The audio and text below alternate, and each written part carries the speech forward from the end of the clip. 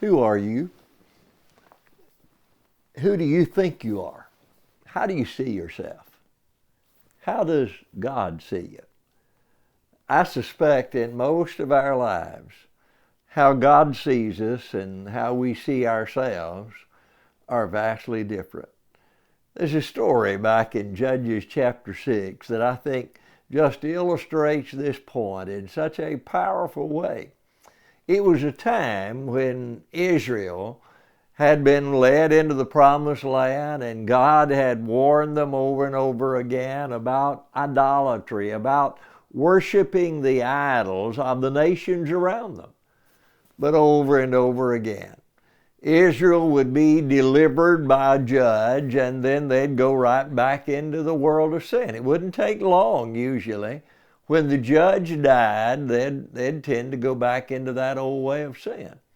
And that's what had happened in Judges chapter 6. Now, God had sent a prophet to them to warn them. Listen, I delivered you from slavery. I gave you this land. I drove the enemies out from around you, and yet you've gone back to worship the idol gods around you. And so the Midianites had really conquered the land, and they were so tormenting the Israelites that they were taking any crops they raised, the animals they raised, they were taking them just at the time that they might be able to use them. And Gideon, the youngest son of Joash, an Israelite, was working threshing wheat. Now watch this, inside a wine press to keep it from the Midianites. Imagine threshing wheat inside a wine press and all of the junk and all in the air, and just what it would be like. And it was in that situation when the angel of the Lord appeared to Gideon. Listen to what he said. The Lord is with you, mighty warrior.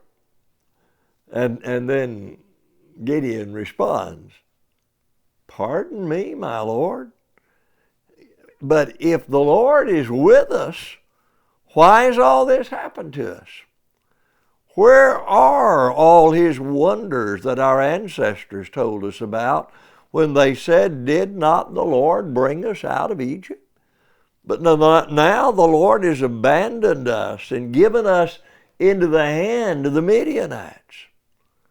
The Lord turned to him and said, go in the strength you have and save Israel out of Midian's hand.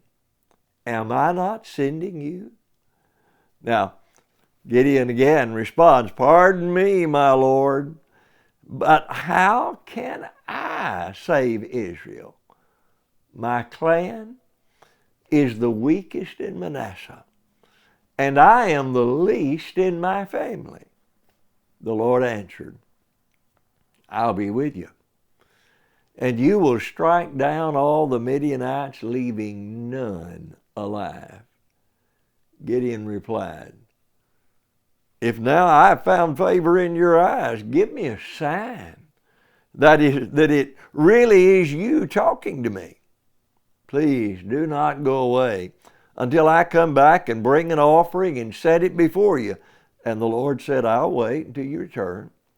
And Gideon went inside, prepared a young goat, and from an ephah of flour he made bread without yeast. Putting the meat in a basket and its broth in a pot, he brought them out and offered them to him under the rock.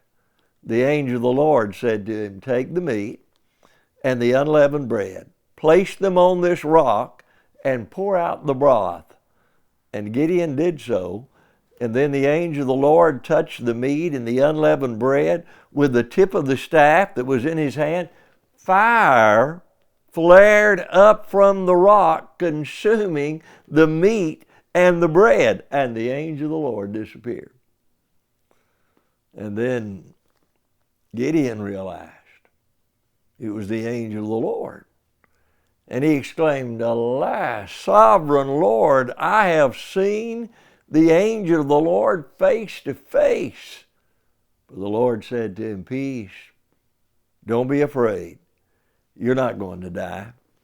So Gideon built an altar to the Lord there and called it, The Lord is Peace.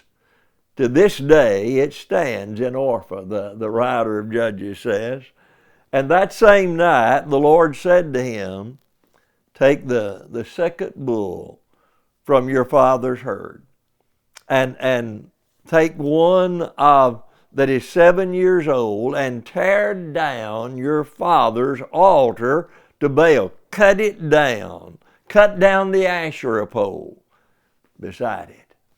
And Gideon did so. Now the next morning, the people around all came out. They were ready to put Gideon to death. And Gideon's dad would stand to challenge them and say, Why in the world are you standing up for Baal? Why are you being the ones that are willing to fight this battle? But here's what I want you to think about.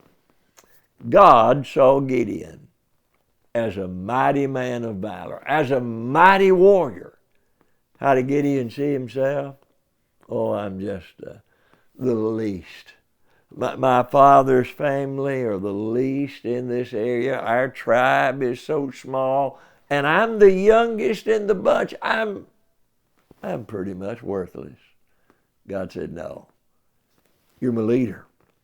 You're the one that's going to lead the children of Israel. You remember, he went out and called the children of Israel to come out and gather together, and sure enough, they came out in such a large number of them, 30,000 soldiers. God said, No, you can't do it with these men.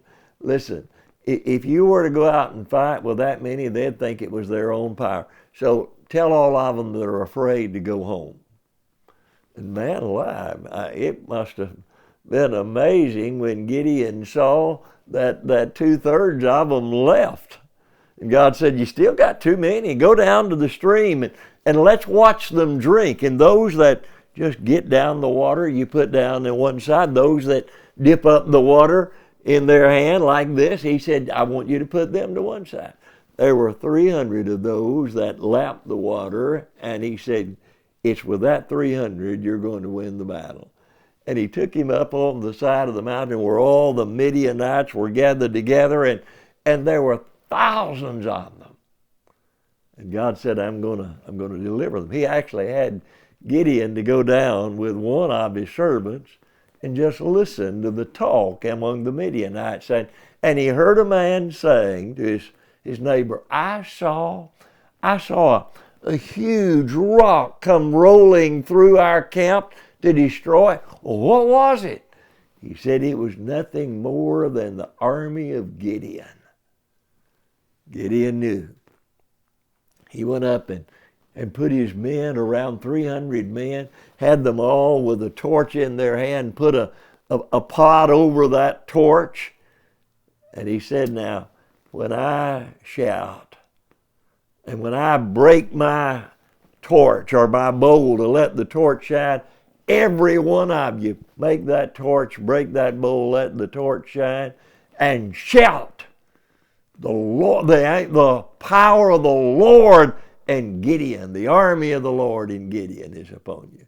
And when they did that, the armies of Midian began to fight and run in fear and destroy one another. Now, many of them actually began to run away, and Gideon would gather up the army and they'd chase them and ultimately destroy them. God saw Gideon as he really was, a mighty warrior. Gideon saw himself differently, but in time, God would show Gideon who he really was. Let me ask you again, who are you? How do you see yourself? How does God see you? I'll tell you something. It's what God sees that really matters. And I guarantee you, he sees you in a whole lot better position than you ever see yourself. May God help us all to open our eyes to see how God sees us and what we really can do.